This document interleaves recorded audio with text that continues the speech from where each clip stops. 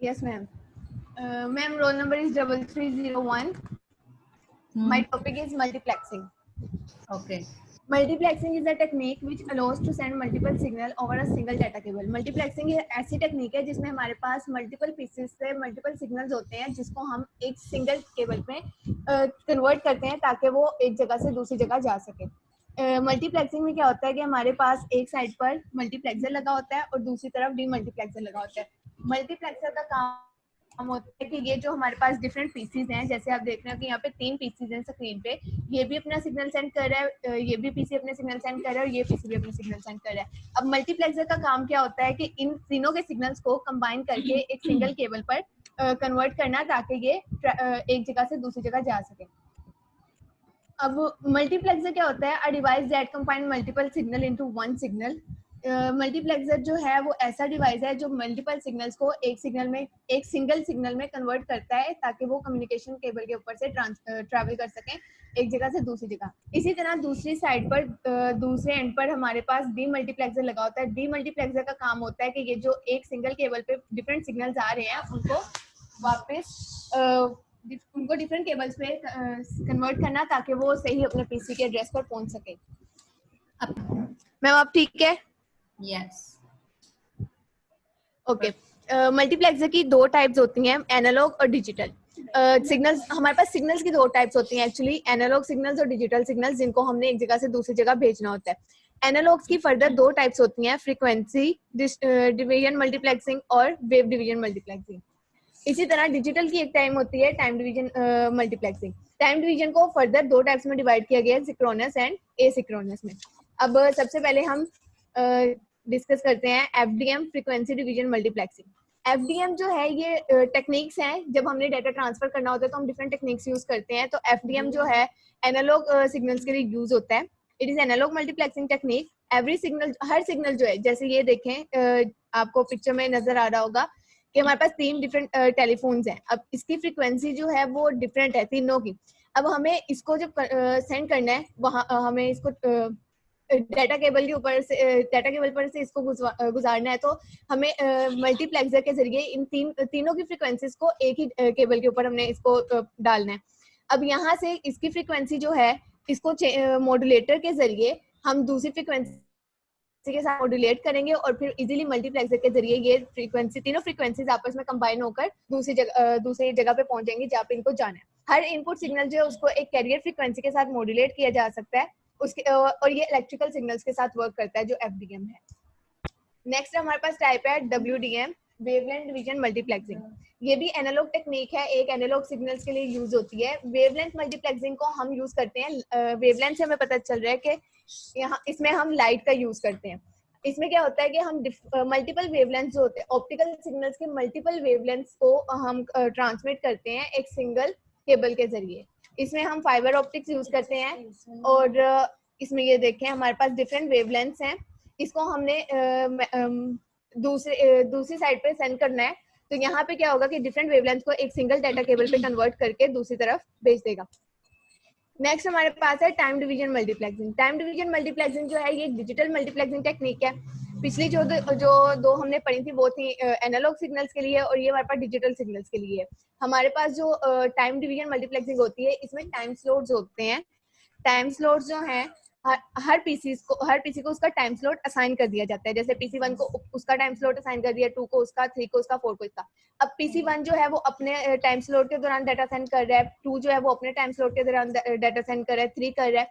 लेकिन अगर ऐसे है कि अभी 3 अपना डाटा सेंड कर रहा है और 1 के पास डाटा आ गया तो ये क्या करेगा कि ऐसा नहीं हो सकता कि 1 फौरन अपना डाटा सेंड कर दे. पहले इसको वेट करना पड़ेगा कि जितने पीसीज हैं वो सब अपना टाइम स्लॉट कंप्लीट करें ताकि जब 1 की अपनी बारी आएगी तो फिर दोबारा से वो अपना डाटा सेंड कर सकता है. टीडीएम की दो टाइप्स है हमारे पास, सिंक्रोनस और एसिंक्रोनस. सिंक्रोनस में क्या होता है, जैसे लेट्स सपोज कि हमारे पास ये इसी पिक्चर को देखते हैं कि पीसी 1 ने अपना डाटा सेंड किया, 2 ने किया, 3 ने किया, 4 ने किया. अब नेक्स्ट क्या हो रहा है कि पीसी 1 ने अपना डाटा सेंड किया, 2 ने किया. अब 3 के पास कोई डाटा नहीं था जो उसने सेंड करना था. तो यहाँ पे क्या होगा कि वो अपना टाइम स्लॉट खाली सेंड कर देगा. सिंक्रोनस में ये होता है कि अगर इस पीसी के पास डाटा नहीं है तो वो एक खाली स्लॉट वहां सेंड करेगा, जिसमें क्या होगा कि हमारा जो टाइम है थोड़ा सा वेस्ट होता है। जबकि एसिंक्रोनस में ऐसा नहीं होता। अगर PC3 के पास कोई डाटा नहीं है तो वो किसी और PC के पास देख लेगा कि उसने अगर डाटा सेंड करना है, तो उसके टाइम स्लॉट में वो अगले PC का डाटा सेंड कर देगा। एक और हमारे पास मल्टीप्लेक्सिंग की टेक्निक है जिसे हम कहते हैं सीडीएम जो है ये एक अलहदा सी टेक्निक है जो कि मैथमेटिकल फंक्शंस में वर्क करती है। ये फिजिकल प्रॉपर्टीज जैसे कि फ्रीक्वेंसी या वेवलेंथ या फिर हमारे पास जो हमने देखा था टाइम स्लॉट्स, ये उनको यूज नहीं करती। ये हमारे पास फिजिकल प्रॉपर्टीज को यूज नहीं करती, मैथमेटिकल फंक्शंस को यूज करती है। इसमें क्या होता है कि हमारे हर जो सिग्नल है उसको एक कोड नेम असाइन कर दिया जाता है। उसने जब एक जगह से दूसरी जगह जाना है तो वो उस कोड को that's it ma'am. Okay, good. अच्छा, नेम क्या था आपका? अस्सलाम वालेकुम। वालेकुम सलाम। Roll number? Roll number 3315। 3315। Okay,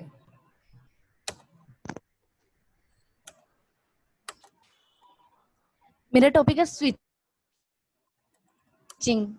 let's start. हमारे पास स्विचिंग होता है और हम एक डिवाइस से दूसरी डिवाइस तक कोई इन्फॉर्मेशन भेजती हैं। हमने एक डिवाइस से दूसरी डिवाइस तक कोई इन्फॉर्मेशन भेजनी है तो ये डायरेक्टली उस तक नहीं जाती। इनके दरमियान बहुत सारे स्विचिंग टर्मिनल्स होते हैं। ये पिक देखें कि सपोज ए डिवाइस ने बी तक अपना डाटा ट्रांसफर करना है, तो इसके दरमियान बहुत से स्विचिंग टर्मिनल्स हैं। ये पहले अपना इसका डाटा पहले जाएगा इन टर्मिनल से होके फिर बी डिवाइस तक जाएगा। इस सेंटर इसकी डेफिनेशन देखते हैं। Switching is a mechanism for moving information between different networks. कि अपनी इंफॉर्मेशन इसकी मूव होती है डिफरेंट नेटवर्क्स में।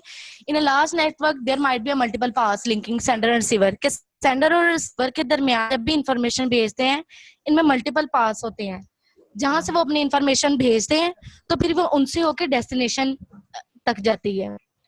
स्विचिंग बेसिकली हमारे पास दो तरह की होती है, एक एक्टिव स्विच होती है, एक पैसिव स्विचिंग होती है। जो एक्टिव स्विचिंग होती है ये होता है कि वो फौरन रिस्पॉन्स कर देता है कि मतलब हमने ए ने डाटा भेजना है ना बी तक तो ये बी तक ही जाएगा। जो पैसिव स्विचिंग होती है उसमें उसके पास इतनी सेंस नहीं होती कि वो ये बता सके कि उसने पैकेट किसको सेंड करना है, वो अपने पैकेट सबको सेंड कर देता है। अब हमारे पास आती है इसकी types of switching: circuit switching, message switching end packet switching. First है सर्किट स्विचिंग। जैसे इसके नाम से ही पता लग रहा है कि इसमें सर्किट होगा। सर्किट स्विचिंग में हमारे पास ये होता है कि जब भी एक डिवाइस दूसरी डिवाइस के साथ कम्युनिकेट करती है तो उनके दरमियान एक सर्किट सा बन जाता है। तो हमारे पास दो नोड्स जब कम्युनिकेशन कर रहे हो इनमें एक डेडिकेट पाथ बन जाता है तो वो हमारे पास सर्किट स्विचिंग कहलाती है। इसमें हमारे पास प्री स्पेसिफाइड रूट होती है जिसमें हमारा डाटा ट्रेवल कर रहा होता है। इसको कोई और डाटा इसमें इसको नहीं सकता। फर्स्ट करें जैसे ये ए है ना, ए ने बी तक अपनी इंफॉर्मेशन भेजनी है तो ये बीच में एक सर्किट बन जाएगा कि इसने ये डेडिकेट पाथ इनका बन गया है कि इस डेडिकेट पाथ की वजह से यहाँ तक जाएंगे। अब ए ने किसी और को भी लेनी तो वो ये वाला पाथ नहीं यूज कर सकता, ये पाथ सिर्फ यही यूज कर सकता है। नेक्स्ट देखें, अगर हम इसकी एग्जांपल है टेलीफोन, इसकी एग्जांपल है उसके लिए हमारे जो भी हमने सर्किट स्विचिंग जब circuit transfer the data disconnect the circuit तो जब वो हमारी कॉल जा रही होती है हमारा सर्किट स्टैब्लिश होना शुरू हो जाता है। उधर से वो कॉल अटेंड कर लेता है, हमारा सर्किट स्टैब्लिश हो गया। फिर हमने जो आपस में कम्युनिकेशन करनी है हम आपस में कम्युनिकेशन करते हैं, अपना डाटा ट्रांसफर करते हैं। जब हमारी बात खत्म हो जाए, जाहिर सी बात है हम कॉल डिस्कनेक्ट करेंगे तो फिर हमारा सर्किट डिस्कनेक्ट हो जाता है। इसके कुछ एडवांटेजेस है। इसमें हमारे पास एक डेडिकेट पाथ जो हम स्टैब्लिश करते हैं सेंडर और रिसीवर के दरमियान, वो हमें गारंटी डाटा प्रोवाइड करता है। इस सेकंड पॉइंट देखें, जब एक मतलब हम अपना सर्किट स्टैब्लिश कर लेते हैं ना तो हमारा डाटा तक चला जाता है। कंटिन्यूअस ट्रांसमिशन पाथ स्टैब्लिश हो जाता है ना तो ये लॉन्ग कंटिन्यूअस ट्रांसमिशन के लिए इम्पोर्टेंट होता है। इसके डिसएडवांटेजेस हैं कुछ। अगर एक ने मतलब हमने ए से बी तक हमने डाटा ट्रांसफर करना है, उसके दरमियान एक डेडिकेट पाथ बन गया है। अगर हमारे पास चैनल भी फ्री होगा ना तो वो जब उसमें कनेक्शन हम डेडिकेट कर देते हैं एक में, हमारे पास अगर चैनल फ्री भी हो तो उसको कोई और डाटा उसमें उस रास्ते को यूज नहीं कर सकता। सेकंड पॉइंट है, इसमें हमारे पास यूटिलाइजेशन की ना, रिसोर्स ऑफ यूटिलाइजेशन सिस्टम में इसकी इनएफिशिएंट टर्न होती है कि हमारा अगर डाटा फ्री है तो वो हमारा पाथ फ्री है तो उसको कोई और नहीं ले सकता, हमारे इसमें रिसोर्स बहुत वेस्ट होते हैं, बहुत बैंडविड्थ लेता है। फोर्थ पॉइंट देखें, जब हम डाटा ट्रांसफर करते हैं ना, जब उसमें फिजिकल लिंक स्टैब्लिश होना होता है दो स्टेशन के दरम्यान, तो ये बहुत टाइम लेता है। मगर इसका ये एक एडवांटेज भी है, अगर वो अगर स्टैब्लिश हो जाए तो वो बगैर किसी टाइम वेस्ट के, बगैर किसी डिले के हमारा डाटा ट्रांसफर कर देता है। नेक्स्ट हमारे पास आता है मैसेज स्विचिंग।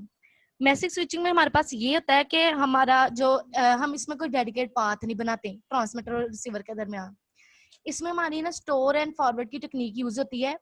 कैसे, ये देखें, सोर्स है हमारे पास और ये हमारे पास डेस्टिनेशन है। हमने एक मैसेज सेंड करना है, मैसेज जाएगा अगले नोड तक, वो नोड उसमें अपना डाटा स्टोर करेगा, देन उसको नेक्स्ट में फॉरवर्ड कर देगा, फिर वो देन इसको स्टोर करेगा, नेक्स्ट फॉरवर्ड करेगा, इस तरह उस मैसेज डेस्टिनेशन तक पहुंच जाएगा। इसमें ये करते हैं कि पहले स्टोर होता है देन फॉरवर्ड होता है।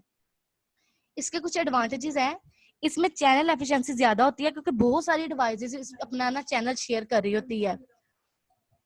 हमारे पास ट्रैफिक कंजेशन भी इसमें रिड्यूस होती है क्योंकि मैसेज हमारे पास टेम्परेरी एक रूट तक रहते हैं, नेक्स्ट फॉरवर्ड हो जाते हैं। मैसेज प्रायोरिटी है ना, इसमें स्टोर एंड एस्टैब्लिश होती है, स्टोर एंड फॉरवर्ड की टेक्निक।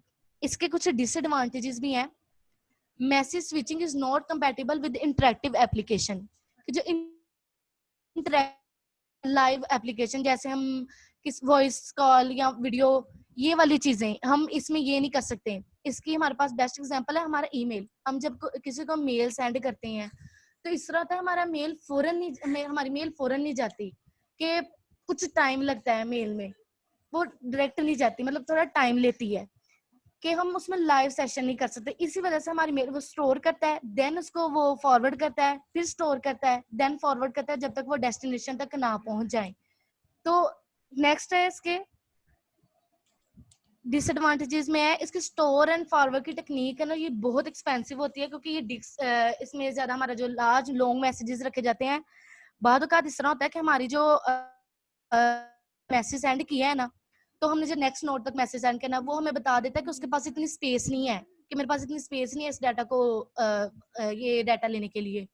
फिर इसमें हमारे पास ये होता है कि हम पहले उसको खाली करते हैं, उस नोड को, उस नोड के खाली होने का इंतजार करते हैं। जब वो नोड खाली हो जाता है देन फिर वो डाटा उसके अंदर जाता है।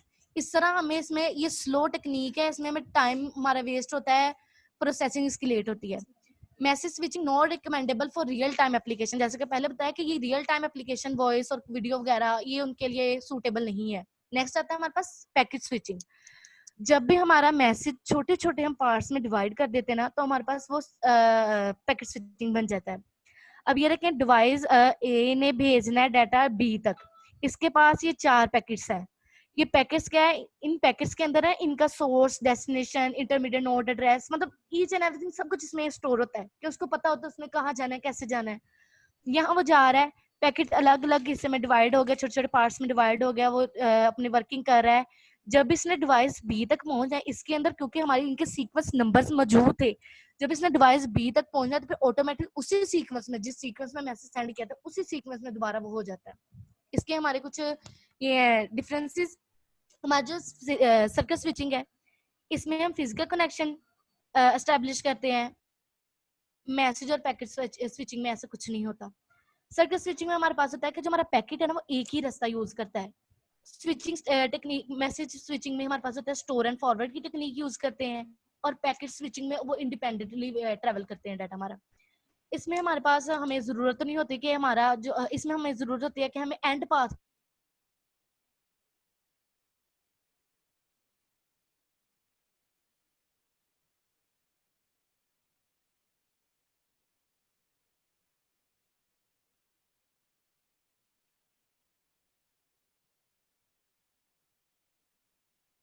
टेक्निक यूज करती है।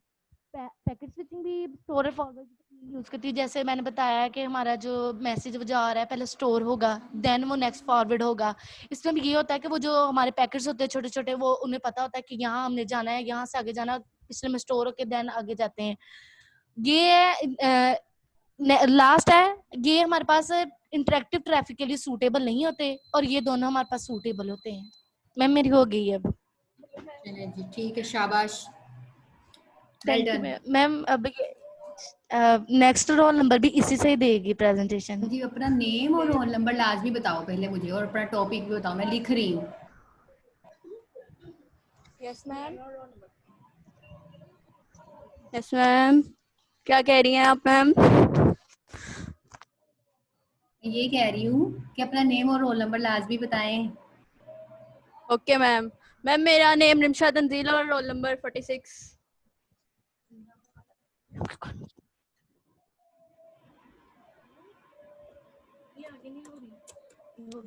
मैम मेरा टॉपिक है ट्रांसपोर्ट प्रोटोकॉल की responsibilities. Ma'am transport protocol 4th layer होती है OSI में, और इसमें सेंड साइड में डाटा, जब ऊपर से हमारी लेयर से डाटा आता है, वो डाटा में सिंपल डाटा होता है, और उसको ट्रांसपोर्ट लेयर सेगमेंट्स में कन्वर्ट करती है, देन वो आगे उसको पास करती है, और उसके बाद मैम सर्विसेज प्रोवाइड करता है। एंड टू एंड प्रोसेस होता है, क्योंकि मैम ये hop to hop, port to port process, ma'am ये सारा रिस्पॉन्सिबल होती है इसकी ट्रांसपोर्ट लेयर के एंड टू एंड प्रोसेस इसका डाटा का हो। और इसके अलावा रिलायबिलिटी होती है, TCP जो होता है वो रिस्पॉन्सिबल होता है इस बात का कि आई एंटर 7 पे प्रिंट होगा मैम। और उसके बाद एरर कंट्रोल होता है मैम, ये चेकसम एक होता है जिसमें डाटा होता है, और डाटा चेकसम होता है, इसमें डाटा की कैरेक्टरिस्टिक्स उसके बारे में इंफॉर्मेशन होती है। एरर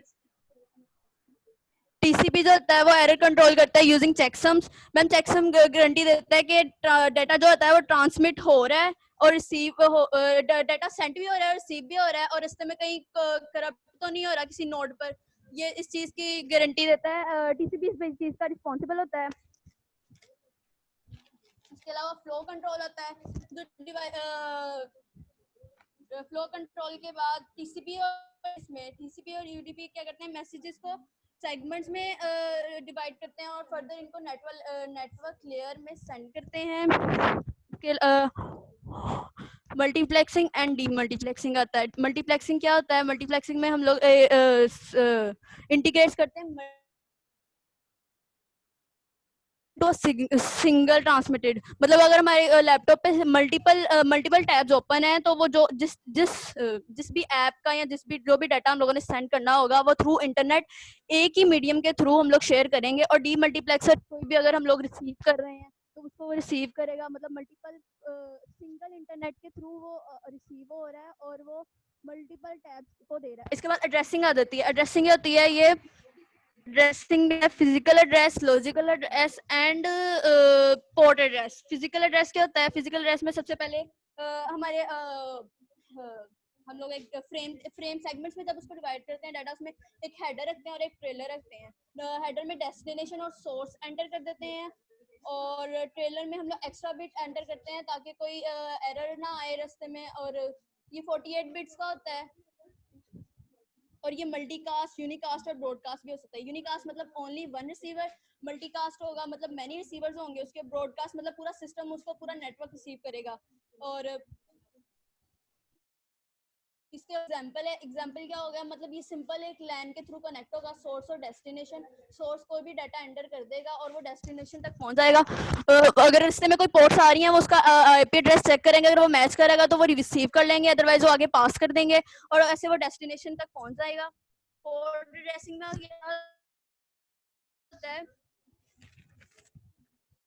पोर्ट एड्रेसिंग में इसकी एग्जांपल है, इसकी एग्जांपल में ऐसे है कि एक रिसीवर है एक सेंडर है।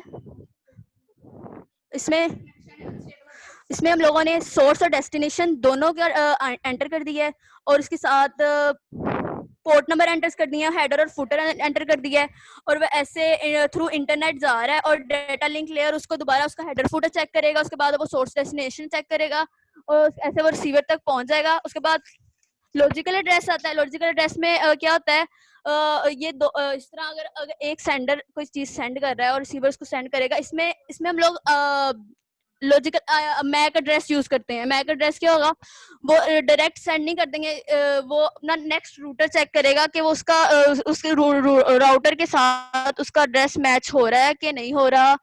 और ऐसे इसमें ये ए और पी मतलब सोर्स और ये डेस्टिनेशन, और उसके अलावा 20 और 10 मतलब 10 जो है वो नेक्स्ट राउटर जो 20 जो है वो नेक्स्ट राउटर का नंबर है, वो ऐसे नेक्स्ट राउटर तक पहुंचेगा, नेक्स्ट राउटर चेक करेगा, इसका आईपी एड्रेस सेम नहीं होगा, वो नेक्स्ट आगे पास कर देगा। ऐसे राउटर मतलब पास करते करते इसको सोर्स और डेस्टिनेशन तक पहुंचा देंगे। That's it ma'am. Ma'am next number 3 है। हेलो, अस्सलाम वालेकुम।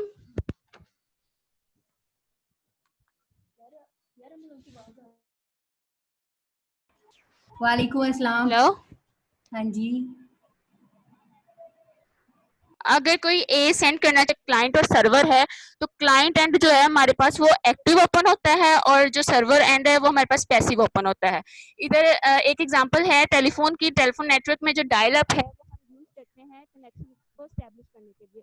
कुछ मैंने ये एब्रिवेशंस लिखी हैं, ये आगे एग्जांपल में यूज हो रही हैं, तो तब मैं वहां पे भी बता दूंगी। एग्जांपल में सबसे पहले आ रहा है हमारे पास, ये एक एग्जांपल है जिसमें एक एंड हमारे पास क्लाइंट एंड है और दूसरा जो है वो सर्वर एंड है। क्लाइंट एंड जो है वो एक्टिव ओपन है, क्यों? क्योंकि इसने जब भी कनेक्ट करना है सर्वर से तो इसने अपने आप को ओपन करना है। लेकिन जो हमारे पास सेंडर है, सर्वर है, वो पैसिव ओपन है। वो किस पैसिव ओपन क्यों है? क्योंकि वो 24/7 ऑन रहता है। अब यहाँ से एक जो है वो पैकेट सेंड हो रहा है। पैकेट जो है ये जो इंफॉर्मेशन सेंड नहीं हो रही, बल्कि यहाँ से हम कनेक्शन को स्टैब्लिश करने के लिए एक पैकेट सेंड कर रहे हैं। इसने जो सेंड ये जो एस यूज किया है ये सीरियल पोर्ट नंबर है और ये जो डी है ये डेस्टिनेशन पोर्ट नंबर है। सीरियल पोर्ट नंबर 80 तक जाना है और सीक्वेंस कौन सा सेंड करना है? 9000 सेंड करना है। उसने सिंक्रोनस 1 कर दिया। इसके अंदर इसका विंडो साइज जो है वो 12,000 बाइट्स है और मैक्सिमम सेगमेंट साइज जो है वो 1200। विंडो साइज क्लाइंट ने बता दिया मेरे पास 12,000 है, लेकिन मैं मैक्सिमम सेगमेंट कितना ले सकता हूँ? 1200। ये नहीं कि जो सर्वर है वो उसको 12,000 बाइट्स का ही एक सेगमेंट सेंड कर दे, वो उसको एक्सेप्ट नहीं करेगा, क्योंकि उसने कहा मेरे पास कैपेसिटी इतनी है लेकिन मैं उसके अंदर 1200 बाइट का जो है एक एक सेगमेंट एक्सेप्ट करूंगा। इट मीन्स कि ये 10 पैकेट्स एक्सेप्ट करेगा। उसके बाद ये सिंक्रोनस, अब वो सर्वर के पास गया तो सर्वर ने क्या किया, यहाँ से अपना जो है सीरियल पोर्ट नंबर 80 और डेस्टिनेशन ए बताई है और सीक्वेंस बताया है मुझे 3000 से डाटा सेंड करना है और एक्नॉलेज कर दिया है कि मुझे अब जो डाटा सेंड होना है वो 9001 से होना है। एक्नॉलेज मीन्स कोई भी एक्नॉलेज की वैल्यू +1 हमारे पास एक्नॉलेज की वैल्यू आती है। उस साथ में उसने एक्नॉलेजमेंट सेंड कर ओपन कर दी, 1 कर दी। इट मीन्स कि उसको डाटा मिल गया है। सिंक्रोनस भी 1 कर दिया है। उसने अपना विंडो साइज बताया कि मेरे पास विंडो साइज जो है वो 18,000 है और मैक्सिमम सेगमेंट साइज जो है मैं रिसीव करूंगा वो 600 बाइट है। इसने यहाँ पे क्या किया, इसने यहाँ पे एक्नॉलेजमेंट भी की कि मुझे तुम्हारा मिल गया है और साथ में खुद डाटा आगे सेंड किया, यानी कि सिंक्रोनस प्लस एक्नॉलेजमेंट की। इसके बाद आगे उसने अपना सीक्वेंस सेंड किया इनको और एक्नॉलेज 1, यानी मुझे रिसीव हो गया है और इसने आगे एक्नॉलेज कर दी। इस तरह सिंक्रोनस प्लस एक्नॉलेजमेंट और एक्नॉलेजमेंट से इसने 3 वे हैंडशेकिंग यूज की है। इसके बाद नेक्स्ट है हमारे पास कनेक्शन टर्मिनेशन। कनेक्शन टर्मिनेशन में हमारे पास 4 वे हैंडशेक यूज होता है और इसके साथ साथ 3 वे हैंडशेकिंग भी यूज होता है। मैं दोनों एग्जांपल्स के साथ करवाऊंगी। इसके अंदर जो कनेक्शन है वो इंडिपेंडेंटली टर्मिनेट करता है। इट मींस कि जब कोई क्लाइंट एंड या सर्वर एंड जो है अपने आप को खत्म करना चाह रहा है, कनेक्शन फिनिश करना चाह है, फिन पैकेट वो सेंड करता है। फिन का मतलब टर्मिनेट, फिनिश पैकेट सेंड करता है और इसको हम इस कनेक्शन को हाफ ओपन कहेंगे। क्यों? क्योंकि एक तरफ से क्लाइंट एंड अगर इसको फिनिश कर रहा है तो दूसरा एंड जो है वो अभी तक कनेक्शन में होता है। इट मीन्स कि हाफ ओपन, अभी आधा ओपन होता है। In one side has terminated it's and, एक साइड अपनी एंड टर्मिनेट कर देगा और दूसरा नहीं करेगा। The side that has terminated, जो साइड जो है खत्म करेगी कनेक्शन, वो अब इंफॉर्मेशन सेंड नहीं कर सकती। नूर वो इंफॉर्मेशन सेंड नहीं कर सकती, लेकिन वो एक्नॉलेजमेंट सेंड कर सकती है। लेकिन दूसरी साइड जो है वो इंफॉर्मेशन भी सेंड करेगी और एक्नॉलेजमेंट भी सेंड करेगी तब तक जब तक वो फिन पैकेट सेंड नहीं करता। यहाँ पे हमारे पास 3 वे हैंडशेकिंग के अंदर एग्जांपल है। इसमें सबसे पहले देखें कि यहाँ से क्लाइंट एंड है, क्लाइंट एंड यहाँ से इसको सेंड कर रहा है, फिन पैकेट को ऑन कर देता है। अब यहाँ पे जो सर्वर ने रिसोर्सेज रिजर्व किए हुए थे, जो बफर्स और जो बैंडविड्थ रिजर्व की हुई थी, जब उसने देखा कि मुझे फिन पैकेट 1 मिल गया, तो वो सारे के सारे रिजर्व्ड पैकेट जो है वो फ्री कर देगा। फ्री करने के लिए उसको फिन पैकेट भी सेंड करेगा और साथ में एक्नॉलेज भी करेगा कि मुझे तुम्हारा ये वाला पैकेट सेंड हो गया। जब हमने यहाँ पे फिन पैकेट ऑन किया था तो इसमें हमारे पास जो डाटा है वो सेंड नहीं हो सकता, अलबत्ता एक्नॉलेजमेंट हम सेंड कर सकते हैं। यहाँ से जब फिन पैकेट उसने ऑन कर दिया, साथ में एक्नॉलेजमेंट भी दे दी कि मुझे तुम्हारा पैकेट मिल गया है, तो ये भी इसके पास जितने भी इसके रिसोर्सेज थे वो भी फ्री कर देगा और साथ में एक्नॉलेजमेंट सेंड कर देगा कि मुझे भी तुम्हारा पैकेट मिल गया है। इट मीन्स जब क्लाइंट से सर्वर तक जाते हैं, अगर ये अपना फिन पैकेट सेंड कर देता है तो ये कोई भी इंफॉर्मेशन सेंड नहीं कर पाता, लेकिन ये इंफॉर्मेशन सेंड कर सकता है। अगर ये भी फिन पैकेट सेंड करता है तो फिर ये भी कोई इंफॉर्मेशन सेंड नहीं कर सकता, अलबत्ता एक्नॉलेजमेंट सेंड कर सकता है। इसके बाद ये 4 वे के साथ किस तरह से फिनिश की जाती है। क्लाइंट एंड ने सबसे पहले सेंड किया, फिन पैकेट 1 किया, ठीक है, सर्वर ने एक्नॉलेज कर दिया। यहाँ पे उसने फिन पैकेट सेंड नहीं किया दोबारा, सिर्फ एक्नॉलेज किया। क्या होगा, इसके बाद वो थोड़ी देर वेट करेगा, कोई सर्वर अपनी चीजें सेंड करेगा, अपनी इन्फॉर्मेशन सेंड करेगा, कुछ देर के बाद वो भी फिन पैकेट सेंड कर देगा और उसके बाद ये एक्नॉलेज सेंड कर देगा। ये हमारे पास 4 वे हैंडशेकिंग यूज करता है। इसकी एक डिटेल एग्जांपल है, यहाँ से समझ आएगी। कोई भी एक क्लाइंट एंड है, कोई भी ये सर्वर एंड है, ठीक है। क्लाइंट एंड जो है ये भी 10 बाइट्स का है, सर्वर एंड भी 10 बाइट्स का है। सबसे पहले क्या करेगा, वो सीक्वेंस सेंड करेगा 21 से 30 तक, ठीक है, और साथ में एक्नॉलेज सेंड कर देगा और उससे क्या मांगेगा, 81 पैकेट। अब यहाँ पे क्या इसने रिसीव किया, इसने सेंड कर दिया जी 81 से 90 तक सीक्वेंस और साथ में एक्नॉलेज कर दिया कि मुझे मिल गया है। और वो क्या मांग रहा है, एक्सपेक्ट क्या कर रहा है, 31 से, क्योंकि इसने 30 तक सेंड किया था। अब वो क्या करेगा, यहाँ से 31 तो सेंड करेगा, साथ में फिन पैकेट भी ऑन कर देगा कि मुझे तुम्हारे साथ अब ज्यादा कनेक्शन नहीं रखना और साथ में एक्नॉलेज भी सेंड कर देगा और मांगेगा 91। यहाँ से क्या आएगा, वो भी इसको 91 सेंड कर देगा और साथ में फिन पैकेट भी सेंड कर देगा। अब यहाँ से हमारे पास जो 31 सेंड हुआ था ये तो कंज्यूम हो जाएगा, लेकिन यहाँ से जो ये एक्सपेक्ट कर रहा है 32, वो जब इसको सेंड करेगा क्लाइंट एंड, तो ये हमारे पास कंज्यूम नहीं होगा। जब हमारे पास नेक्स्ट कनेक्शन एस्टैब्लिश करेंगे तो वो 31 से शुरू होगा, 32 से शुरू होगा। यहाँ पे 31 कंज्यूम हो जाता है, लेकिन यहाँ पे 32 कंज्यूम नहीं होगा, वो नेक्स्ट कनेक्शन जब बनाएंगे, क्योंकि यहाँ पे दोनों तरफ से फिन पैकेट मिल जाता है, तो वो 32 से नेक्स्ट सेंड करे, नेक्स्ट मांगेगा, एक्सपेक्ट करेगा और सेंड भी करेगा। इसके बाद है unreliable network services. Unreliable network है क्योंकि सेगमेंट कोई लॉस्ट भी हो सकता है और वो ऑर्डर के बगैर भी सेंड हो सकता है। इसके इश्यूज क्या होते हैं, order delivery, retransmission strategy, duplication reduction. Order delivery में क्या होता है कि यहाँ तो ये आउट ऑफ ऑर्डर सेंड हो जाता है या उनके सीक्वेंस नहीं होते हैं। अगर सीक्वेंसली सेंड हो जाए तो कहीं ना कहीं वो रीट्रांसमिट करके उसको दोबारा से ऑक्टेट सेंड कर सकता है। रीट्रांसमिशन स्ट्रेटजी में क्या होता है, retransmission of segment need because segment कहीं ना कहीं ट्रांसमिशन के दौरान डैमेज हो सकता है या फिर वो अपनी डेस्टिनेशन पे पहुंचने से पहले ही फेल हो जाता है। तो जो ट्रांसमीटर है उसको नहीं पता होता फेलियर की reason. Receiver must acknowledge successful receipt can use cumulative acknowledgement, और उसको हर एक रिसीवर जो है एक्नॉलेजमेंट सेंड करेगा कि मुझे ये पैकेट मिल गया है। Duplication detection, if acknowledgement lost segment duplicated and retransmitted. अब कहीं ना कहीं एक्नॉलेजमेंट लॉस्ट हो जाती है तो नहीं पता चलता कि हमारा पैकेट मिला है या नहीं मिला, तो वो दोबारा से उसको डुप्लीकेट और कर देता है, वही पैकेट जो है वो सेंड कर सकता है। तो रिसीवर को पता होना चाहिए कि ये डुप्लीकेट आया है। इफ डुप्लीकेट रिसीव्स, अगर हमारे पास कोई इस तरह से है कि हमारे पास जो डुप्लीकेशन है वो पहले सेंड हो जाती है, तो वो क्या करते हैं, और ओरिजिनल डाटा सेंड नहीं होता, तो वो जो डुप्लीकेशन है उसको ही ओरिजिनल डाटा मानते हैं। मैम मेरी एंड हो गई है, इसके बाद 3328 देंगे। ओके, ये लो।